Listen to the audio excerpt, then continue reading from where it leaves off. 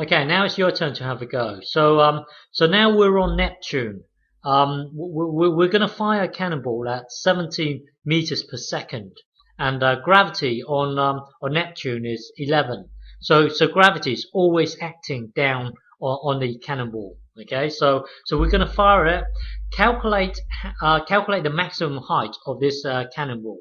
So this is all that you're given: gravity here and the initial speed. So from that you can work out the maximum height. Okay. Yeah. Try to visualize. Try to visualize the three graphs, and you will need this one. This one, the middle one's always the most useful one. So draw your velocity time graph. Velocity time graph, and then come up with the equation for this line here. Once you've got the equation, then you can work out the distance covered. So that represents the maximum height. Well, do whatever you have to do. Press pause and have a go. Okay, so yeah, try to draw your velocity time graph here. Velocity time, and then it will look something like this. Initial speed. Initial velocity is 70, the trick is to find out this height here, because not the height, the time here.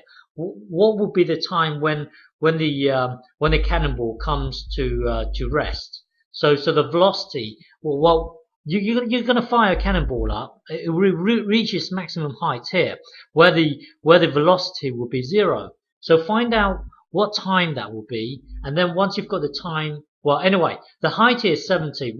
Let's come up with the equation for this line first. So it will be y equals m. It's a straight line, so y equals mx plus c. Now the gradient will be a negative gradient. In this case, it will gravity. Well, remember we are taking this bit to be positive. So gravity is acting in the opposite direction. So gravity will be negative.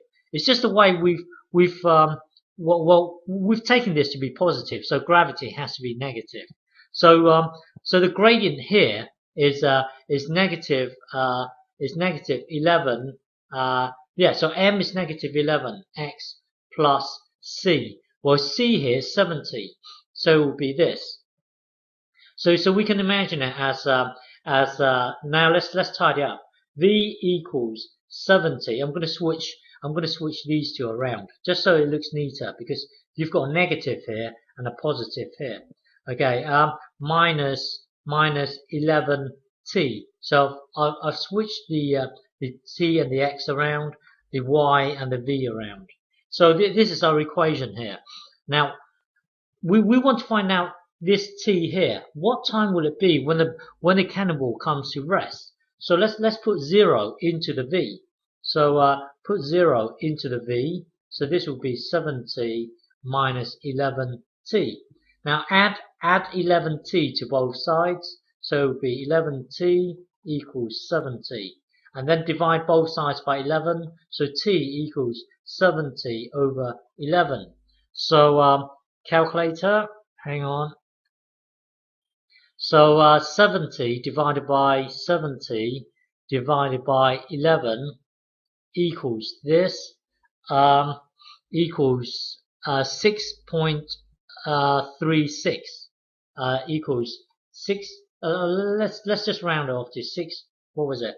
6.4. Let's just round it to 6.4. So at maximum height, the time here is 6.4 seconds. Now really, in effect, we now know this thing here, the across here. So it's just getting the height times the across. So maximum height, max will be the height here, which is 70, times the across here, which is 6.4. Remember we rounded this off, okay? And then divided by 2, because it's half of the rectangle. So this will be, hang on, calculator. That times 70 equals this, and then divided by 2 equals this. 2. So it's around about 2, and then we're going to push it up because of this 7 here. Round off to 223. So maximum height will be 223 meters. Okay. In the next video, I will ask you. I will show you how to find out the height when t equals somewhere around here. So what would be the height when it's past its maximum height? So on the way down, what would be the height here? So what you do is you calculate this area here, and then in effect you take away. Well, you got to take the two areas here into account, and I will explain more in the next video. Okay. Well, the answer to this question is this one here. The maximum height is 223 meters. Okay.